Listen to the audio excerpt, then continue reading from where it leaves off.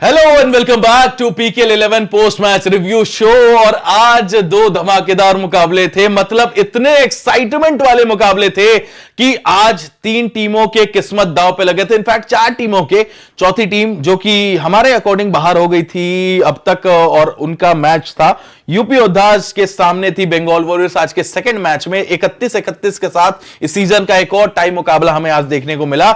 लेकिन पहले मुकाबले की बात करें, वहां जो बहुत ही क्रूशियल मैच था दबंग दिल्ली तेलुगु टाइटंस के लिए, और उसी तरीके से खेली है दोनों टीमें। आखिरी के 3 मिनट के अपने खराब स्ट्रैटेजीज के वजह से मैच को गवाया तेलुगु टाइटंस ने 33-27 के स्कोर से।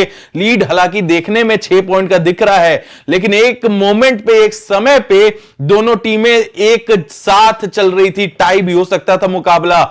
लेकिन वहां पे पवन शेरावत आज के मैच में कमबैक किया, टीम को नहीं जीत दिलवा पाए। गलती विजय मलिक की, रेड में ट्राई करना जब चाहिए था उन्होंने ट्राई नहीं किया। पवन गए, ट्राई किए, लेकिन टैकल हो गए। डिफेंस बिल्कुल नहीं चल पाया आज तेलुगु टाइटंस का, और उनके अब होप्स बहुत कम रह गए हैं, क्योंकि उनके 3 मुकाबले बचे हैं तेलुगु के। 2 बहुत तगड़े मुकाबले हैं, बहुत टफ होगा उनके लिए जीतना। एक उनमें से पटना के अगेंस्ट है, लेकिन वहां पे अगर बात करें जयपुर और पुनेरी के लिए इजी मैचेस है, तो जयपुर का फायदा हो गया इसमें। जयपुर क्वालिफाई कर सकती है इन सब चीजों के बीच में, और दिल्ली जीत के साथ सेकंड स्पॉट पे आ गई है। जानना चाहेंगे प्रीतम भाई से सीधे इस कड़ाकेदार मुकाबले के ऊपर आपकी राय।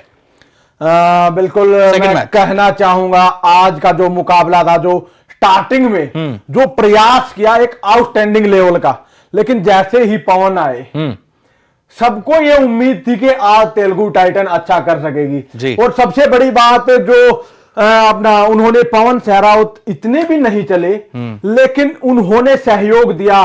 कभी अपने आशीष नरवाल को भेजा, अपने क्या कहते हैं जो विजय मलिक, जो विजय रथ को कंटिन्यू लेके चल रहे थे।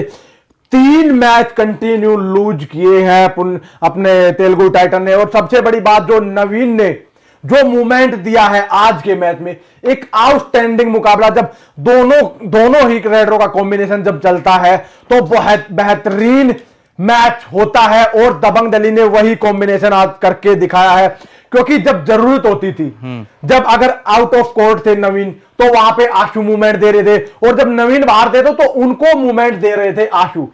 लेकिन दोनों ही रेडरों का सहयोग कंटिन्यू सीजन 11 में 11 मैचेस, राइट? बिल्कुल। तो एक बहुत बड़ी उपलब्धि प्राप्त किया है दबंग दिल्ली ने, क्योंकि सीजन 11 है और 11 का दौर दबंग दिल्ली का चला हुआ है। 11 में 11 मोड, तो कहीं ना कहीं टीम का कॉम्बिनेशन गेम दिख रहा है। लेकिन मैं तेलुगु के लिए यही कहना चाहूंगा, अगर आपके यही हालात रहे तो कहीं ना कहीं आप प्लेऑफ से बाहर होगे और हालात और जज्बात आपके बदल जाएंगे। बिल्कुल बदल सकते हैं हालात, जज्बात। और क्या ओपिनियन था आपके? क्या भाई इतना तगड़ा मैच आपने देखा, दिल्ली की टीम जिस तरीके से निस्तानाबूद की आखिरी के 3 मिनटों में तेलुगु को, क्या कहना चाहेंगे? मेरे ख्याल से देखो, निस्तानाबूद तो नहीं किया, तेलुगु की टीम खुद हो गई निस्तानाबूद। मैं तो कहूंगा विजय मलिक की वहां गलती है, और डिफेंस की गलती हमने देखा। डिफेंस में जब प्लेयर्स जा रहे थे, सपोर्ट नहीं आया। वहां पे एक मोमेंट हमने वहां देखा कि सपोर्ट नहीं आया, सपोर्ट आता तो वहां टैकल हो जाते आशु मलिक, लेकिन वो सपोर्ट नहीं आया। विजय मलिक अंदर नहीं जा रहे थे, रेडर जो है बहुत सेफ खेले थे।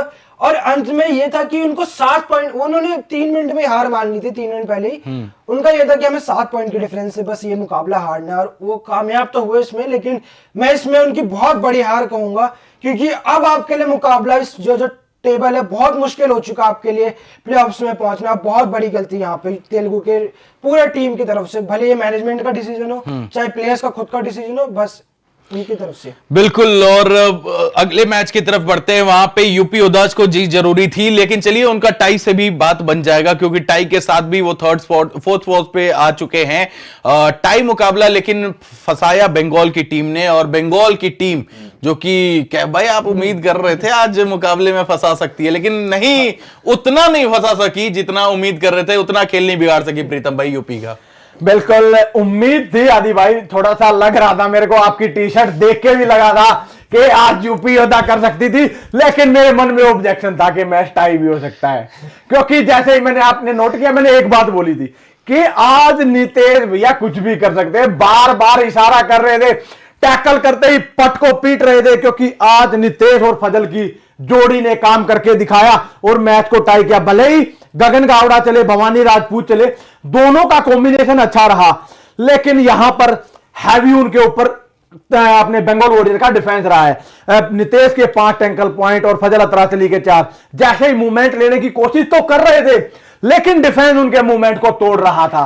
और नितेश तो एक आउटस्टैंडिंग, जब से यूपी योद्धा ने नितेश को छोड़ा है, इससे जो पहला मैच हुआ था यूपी योद्धा को भी बंगाल वॉरियर की टीम ने हराया और आज का मैच भी टाई किया, लेकिन दोनों ही मैचों में यूपी योद्धा को बंगाल वॉरियर ने जाने नहीं दिया। सबसे बड़ी बात मैं तारीफ करना चाहूंगा, क्योंकि गगन गावड़ा और भवानी राजपूत इस सीजन यूपी योद्धा के लिए बहुत ही बेहतरीन वर्क कर रहे हैं। और हितेश आउटस्टैंडिंग प्लेयर मेरे भाई, एक नए एनवाईपी जो इस सीजन भी डिफेंस में बहुत ज्यादा इंप्रेस किया है। बिल्कुल, तो ये था दोनों मैचेस के रिव्यूज। और क्या आपके ओपिनियन रहे इस तेलुगु के हार पे, दिल्ली की जीत पे, यूपी और बंगाल के टाई पे, आप हमें कमेंट्स में जरूर बता दीजिएगा। हम आपको मिलते हैं अगले वीडियो में, तब तक लाइक शेयर सब्सक्राइब जरूर कर दीजिएगा चैनल को।